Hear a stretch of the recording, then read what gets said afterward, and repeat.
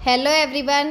आज है 19 सितंबर और द इंडियन एक्सप्रेस की आज की हमारी जो इम्पोर्टेंट न्यूज़ रहेंगी वो होंगी सऊदी अरब पाकिस्तान रक्षा समझौता। दोनों देश हैं उनके बीच में इस समझौते का क्या महत्व रहेगा। और दूसरी न्यूज़ जो है वो फेडरल रिजर्व का डुअल जो मैंडेट है उसका संकट। और तीसरी न्यूज़ जो है वो समानता को लेकर रहेगी। तो आज की हमारी जो पहली न्यूज़ है Saudi Arabia Pakistan defence pact what it's means for the two countries, यानी कि जो सऊदी अरब और अरेबिया हैं, यानी कि सऊदी अरब और जो पाकिस्तान है इनके बीच में जो है वो रक्षा समझौता होने जा रहा है। जो ये रक्षा समझौता हो रहा है उसमें दोनों देशों की जो है क्या क्या उसके अंदर भूमिका रहेगी। जो पाकिस्तान सऊदी अरब जो हैं जो रक्षा समझौता है उसके ऊपर जो है बातचीत कर रहे हैं। पाकिस्तान और सऊदी अरब उन्होंने बुधवार को एक आपसी रक्षा समझौते पर जो हैं वो हस्ताक्षर किए हैं, जिससे कि 1960 के दशक से चली आ रही जो रक्षा सुरक्षा है उसकी साझेदारी औपचारिक जो है वो हो गई है। जो सऊदी अरब है वह पाकिस्तान के साथ जो रक्षा समझौता कर रहा है तो दोनों देशों के लिए जो है इसका क्या महत्व रहेगा। सऊदी अरब और जो पाकिस्तान है दोनों के बीच में हाल ही में देखें तो जो हाल ही में हुए रक्षा समझौते को पश्चिमी एशिया और जो दक्षिण एशिया है उसकी रणनीतिक राजनीति के रूप में जो है एक इम्पोर्टेंट कदम माना जा रहा है, क्योंकि इन दोनों देशों का जो महत्व है वे अलग अलग लेकिन आपसी हितों से जो हैं वो जुड़े हुए हैं।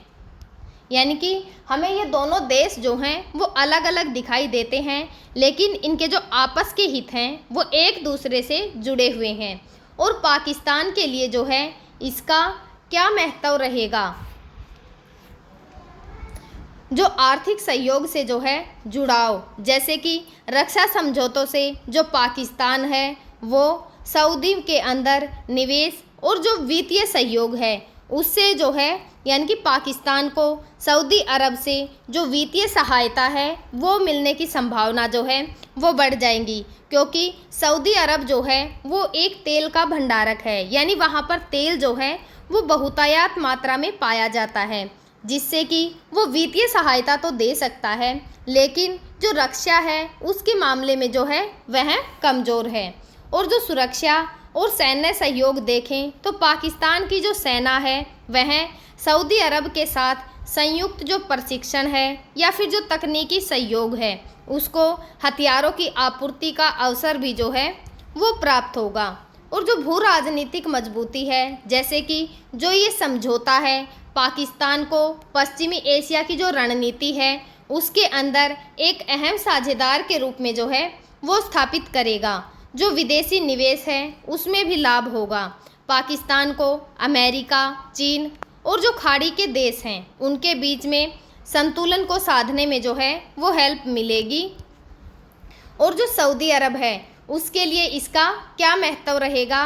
तो जो सैन्य सहयोग हैं और जो प्रशिक्षण हैं सऊदी अरब है उसकी सेना को पाकिस्तान की जो सेना है उसकी विशेषज्ञता और विशेषकर जो आतंकवाद रोधी अभियान है और परमाणु क्षमता से अप्रत्यक्ष सुरक्षा का लाभ भी जो है वो प्राप्त होगा। जो रणनीतिक सुरक्षा को देखें तो ईरान और जो यमन है दोनों ही जो क्षेत्र हैं उनके अंदर विवाद के बीच में पाकिस्तान जो है एक सहयोग जो सऊदी अरब है उसके लिए सुरक्षा की छतरी जो है वो प्रदान कर सकता है। और जो क्षेत्रीय रणनीति है या फिर जो राजनीति है इसको लेकर तो जो ये समझौता हो रहा है इससे सऊदी अरब अपने को इस्लामी दुनिया का नेता साबित कर सकता है। और पाकिस्तान जिसके पास परमाणु जो है हथियार हैं वह परमाणु संपन्न देश को साथ जो है वो रख सकता है। ऊर्जा या फिर जो निवेश है उसका संतुलन भी देखने को मिलेगा। पाकिस्तान के साथ जो रक्षा सहयोग हैं वह सऊदी अरब को एशिया में ऊर्जा की जो कूटनीति है उसको मजबूत करने में हेल्प करेगा। और इसके अगर व्यापक महत्व देखें तो जो ये समझौता है वह इस्लामी दुनिया में जो सामूहिक सुरक्षा है उसके तंत्र की ओर संकेत करता है और चीन और जो अमेरिका हैं दोनों की क्षेत्रीय नीतियों पर इसका प्रभाव पड़ेगा। भारत का अगर दृष्टिकोण देखें तो जो ये समझौता है वह दक्षिण एशिया की जो सामरिक समीकरण है उनको प्रभावित कर सकता है।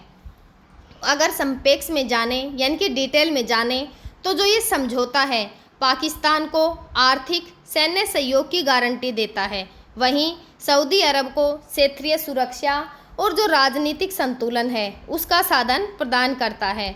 दोनों के लिए यह एक रणनीतिक साझेदारी है जो कि भविष्य में वैश्विक शक्ति संतुलन को प्रभावित कर सकती है। और आज की हमारी जो दूसरी न्यूज़ रहेगी, explain speaking understanding US feeds dual mandate dilemma through 6 quotes from Jerome Powell. तो जो ये न्यूज़ है वो चर्चा में क्यों है? बुधवार को यानी 17 सितंबर को संयुक्त राज्य अमेरिका का जो केंद्रीय बैंक है या फिर जो फेडरल रिजर्व है उसने अपनी जो नवीनतम मौद्रिक नीति है उसकी जो है समीक्षा की घोषणा की है। और मौद्रिक नीति जो है वो मूलतः है किसी अर्थव्यवस्था में जो मुद्रा है उसकी आपूर्ति और जो ऋण की लागत है यानी कि जो ब्याज की दर है उसको जो है वो संदर्भित करती है। जो अमेरिका है वह फेडरल रिजर्व के सामने एक अनोखी चुनौती बना हुआ है जिसे कि डुअल जो मैंडेट है वो कहा जाता है। इसका मतलब यह है कि जो फेड है उसको एक साथ मुख्य रूप से 2 उद्देश्यों को जो है पूरा करना होता है। और जो इसकी मूल स्थिरता है यानी कि जैसे कि जो महंगाई है उसको यह नियंत्रित रखता है, अधिकतम रोजगार भी प्रदान करता है यानी कि जो बेरोजगारी है उसको भी कम करता है और रोजगार के जो अवसर हैं उनको जो है बढ़ाता है। जो अमेरिका है उसने एक कांग्रेस ने जो फेडरल का रिजर्व है उसको 2 बड़े लक्ष्य जो हैं वो प्रदान किए हैं, जैसे कि मूल्य की स्थिरता यानी कि जो महंगाई है उसको लगभग 2% के स्तर पर बनाए रखना फेड का जो है लक्ष्य घोषित है। और जो ज़्यादा महंगाई यानी कि बहुत ज़्यादा जो महंगाई है लोगों की जो क्रय शक्ति है उसको घटा देती है। और बहुत कम जो महंगाई है यानी कि या तो बहुत कम या नकारात्मक महंगाई तो जो अर्थव्यवस्था है उसकी मंदी की ओर जो है उसको ले जाती है।